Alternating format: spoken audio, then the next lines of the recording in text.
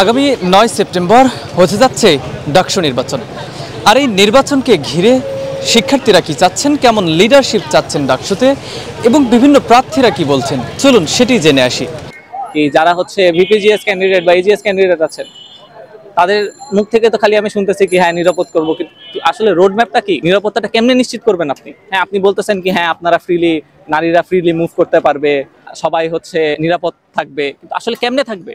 এটার রোড ম্যাপটা কি? আপনি কি করবেন যে আমি নিরাপদ থাকবো? এটা আসলে ওনারা নিশ্চিত করছেন না। এটা আসলে খুবই দুঃখজনক। সুষ্ঠু নির্বাচন অবশ্যই চাচ্ছি আমরা, যেন শিক্ষার্থীরা যেন তাদের ভোটটা দিতে পারে।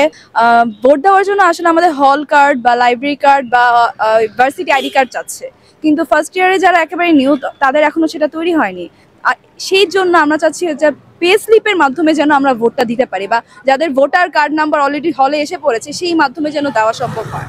নিরাপদে একটা ক্যাম্পাস চাওয়া, কারণ আমরা দেখছি যে তোফাজ্জল ভাই, তারপর হচ্ছে রিসেন্টলি আমাদের শামু ভাই কিন্তু আমাদের ক্যাম্পাসের মধ্যে মারা গেছে। তো বহিরাগত সেভাবে এখানে নিয়ন্ত্রণ করা হয় না, এখন অনেক বহিরাগত আসে। আর মাদক দ্রব্যের একটা প্রভাব দেখা যায়, সেটা হচ্ছে ওই আমাদের তিন নেতার মাজার যেটা বলে, ওইদিকে এই প্রভাবটা অনেক বেশি আর কি। বিশেষ করে মেয়েদের একটা হল আছে, সুফিয়া কামাল হল, আর এদিকে হচ্ছে কুয়েত মৈত্রী বঙ্গমাতা হল। এই দুটো কিন্তু ক্যাম্পাস থেকে মোটামুটি দূরে। ওরা মোটামুটি বলতে গেলে নিরাপত্তাহীনতায় ভোগে। প্রতি বছর যত সময় যাতে ডাকসু হয়, ডাকসু আমাদের একাডেমিক ক্যালেন্ডারের মধ্যে চলে আসে, এটাও আমাদের অনেক বড় একটা প্রত্যাশা। ডাকসু যে হচ্ছে এবার অনেক বছর পরে হচ্ছে, তো আমরা চাই ডাকসুটা যেন সুন্দরভাবে যেন হোক।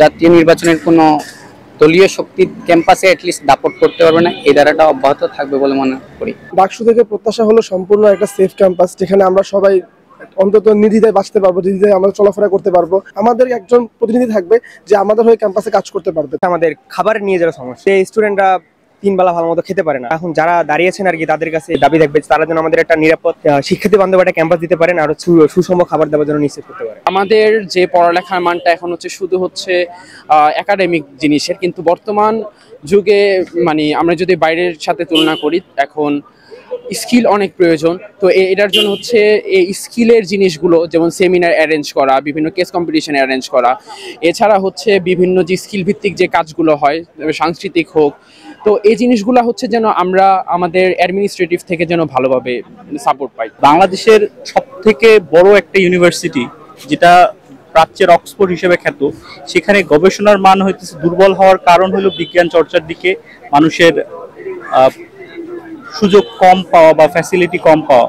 এখানে যদি আমরা গবেষণা চর্চার ক্ষেত্রে আমরা আমাদের ল্যাব ফ্যাসিলিটি, তারপরে আমাদের হইতেছে বিশ্বমানের রিসার্চার বা তাদের হইতেছে কি কি দরকার, এইসব যদি আমরা হইতেছে তাদেরকে দিতে পারি, তাহলে আমরা মনে হয় হইতেছে মানুষ আমাদের স্টুডেন্টদের গবেষণার প্রতি আকৃষ্ট করতে পারবো।